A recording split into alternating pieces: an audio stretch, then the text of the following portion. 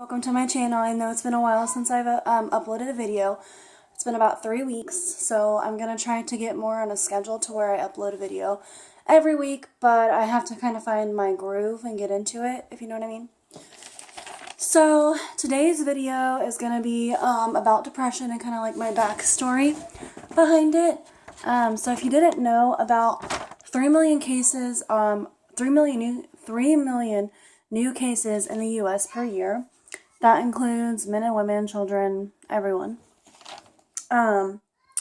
So pretty much like the definition of depression is persistent or depressed mood or loss of interest in like activities that you once enjoyed. Like if you like really enjoy working out, like some people like to work out for fun, and then they stop doing that, or they stop doing what they really love, like their hobbies, like sports and stuff like that.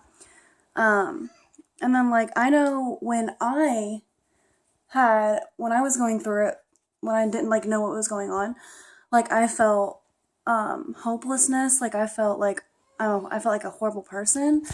I didn't feel like myself. I felt like sadness, like all those things. And I just like I didn't feel like me anymore. I just felt like somebody else. Like I'm like, this is not how I am. I don't feel like this. I don't go through this. Like this is not normal for me. That's when I knew that something was wrong and I had to get help. Like finally, after I started feeling like I felt guilty for feeling like that. I felt guilty for feeling like something was wrong with me. Like why am I feeling like this? What's going on? I didn't understand it. I didn't want to admit that I had depression because it's kind of scary to admit it. When you go through this stuff, you don't know what's going on unless like you have background in it or if your family's gone through it. And I really just didn't want to admit that I had the problem.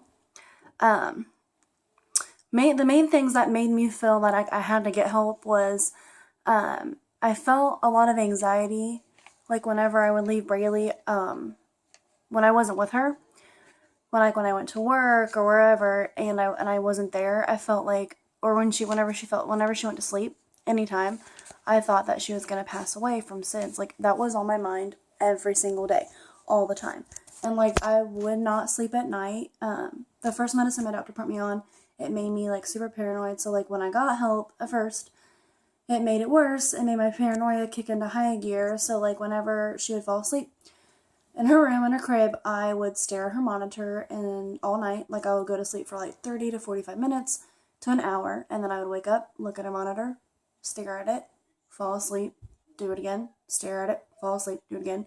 So I never really got sleep. So that made me have like, of course with depression you have like agitation and irritation and all that.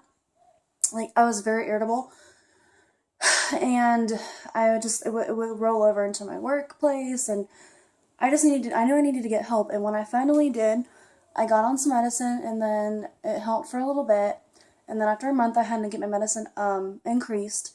And ever since July, I've been doing a lot better. I haven't had any like crazy episodes where I'm like crying for no reason. I mean, I have reasons to cry now because like, like my cat's passed away, and then the dog thing that didn't work out. So I've been kind of sad, but like I'm still okay. Like it's not affecting my ability to parent her or to be there for my husband, and where before it was. And I'm just thankful that I got through that. And the main thing that I'm trying to say is everyone goes through storms, no matter what. Everyone goes through something. Everyone's going through something right now. And the best thing you can do is lean on God. And I feel like he knows what he's doing, and he knew that I would go through this, and he knew that I would need help, and he's helped me. And it's like when you feel like you're going through things and you don't understand like why you're going through it, and you're like, why God, why am I going through this? Why are you doing this to me? We always want to blame God because he honestly is he's the reason we go through things, but he's also our help and our comfort in everything that we go through. Like he will get you through everything. He will not forsake you. Not one moment in your life. When you feel like God has forsaken you, that's when you've turned your back on him. Think about it. He's not forsaken you. He's literally, everything that I've ever gone through, I can literally look back and say, oh, God was there for me. I just have to open my eyes up to see it. Like, it's just, if you know what I mean, you know. So here's one of my really favorite verses. I came across it. For I know the plans I have for you, declares the Lord. Plans to prosper you and not harm you. Plans to give you hope and a future. Jeremiah 29:11.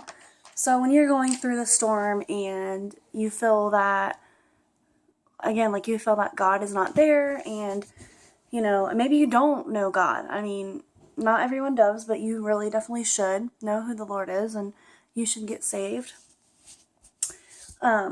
Every person, if you confess to the Lord your sins, and if you confess your sins to the Lord, you believe that He died for you on the cross, died for your sins on the cross, and He rose again 3 days later, and you know that God is His Father, Jesus is His Son, you can be saved. For everyone who calls upon the name of the Lord shall be saved. So, I mean, I just know that, like, without God, I wouldn't be where I'm at, and I really believe that He put me through my depression, which I'm still going through, but it's getting so much better because I've realized how to get help, and, I mean, medicine's not a bad thing. It's there to help you. I mean, people would die without medicine. Like, that's a fact. I mean, we have to get help some point in our lives. I'm not saying everybody has to be on medicine to get help with their depression. There's different